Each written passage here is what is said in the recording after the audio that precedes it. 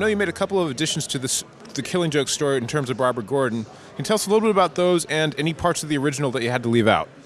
We did not leave out any part of the Killing Joke. We put every inch of the Killing Joke into this movie, and the trick was that the source material, the graphic novel, was not long enough to support a feature film, so we did have to expand it a little bit. We did end up using a lot of that extra screen time to spend more time with Batman and Barbara Gordon specifically as Batgirl, to let the audience who didn't necessarily know the history of these characters, as well as us, dyed-in-the-wool comic book fans, to know more about her before the events of the Killing Joke happened. So this is the first time you've had a chance to play all three aspects of Barbara Gordon in one story: the Barbara as herself, Barbara as Batgirl, and Barbara after what happens with the Joker. Which of those aspects do you most enjoy playing? Ooh, that's a good question. I'd say Batgirl, when she's really kicking butt. That's a really exciting thing. But to be honest with you, all of it's exciting. It's all fun. There's so many different layers to her as a woman, and places she gets to go, and dark places she gets to go. It's an exciting character. I know that you've stayed very true to Alan Moore's story in this. Tell us about the parts that you added to the Killing Joke movie. I think the parts that I added to it are very true to Alan Moore's story as well. It's the iconic story of Batman and the Joker. It's amazing for Mark. It gives him so many colors to play. And for me, it's that struggle of good versus evil. I'm trying to pull the goodness out of the Joker, which is an impossible task, But it's the struggle for good versus evil that both Mark and I love to portray in these characters. And this is the sort of archetypical story for it. Were you familiar with the Killing Joke before you got the part, and which aspect of Gordon's journey most appealed to you?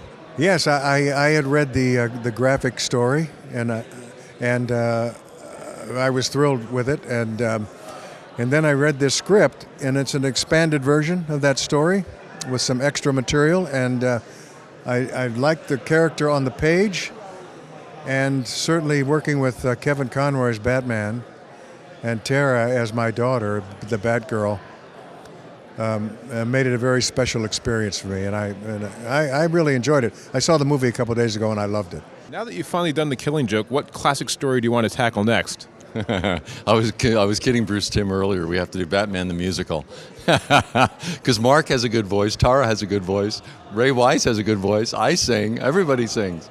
I know you've been working on this movie for many, many years, or at least trying to push for it. Yeah. How many years did it end up taking? Boy, actually I was talking to Brian Azzarello about that earlier today. I'm not even sure. Since the first time we talked about it, I don't know, when did the Watchmen movie come out? Because it was that year. 2008 or 2009? Yeah, okay, so it's been like 8 years. Yeah, a long time. More in particular about Barbara Gordon's journey. She has one, and it, frankly, she needed one for the story. I mean, if we were going to flesh it out, we talked about she really doesn't have a character in the original, and she needed one. She was just there to make Coco get shot and cry in the hospital. Now she has a story, actually. I know the ending kind of hints at what the future may hold for Barbara Gordon. Would you be interested in exploring that in future animated films? And which classic Batgirl story would you like to lend your voice to in the future? I think it would be amazing to continue the story of the Killing Joke, and I think a whole Oracle series would be amazing. I'd love to do that. Now that you're entrenched as part of the Bat family of voices, would you return for Commissioner Gordon? Absolutely. I would come back as Gordon in a minute, and I hope that I do. I hope that it continues. Are there any other classic Batman stories that you would like to adapt in the future? No. None that I can think of. Is there any I should be looking at?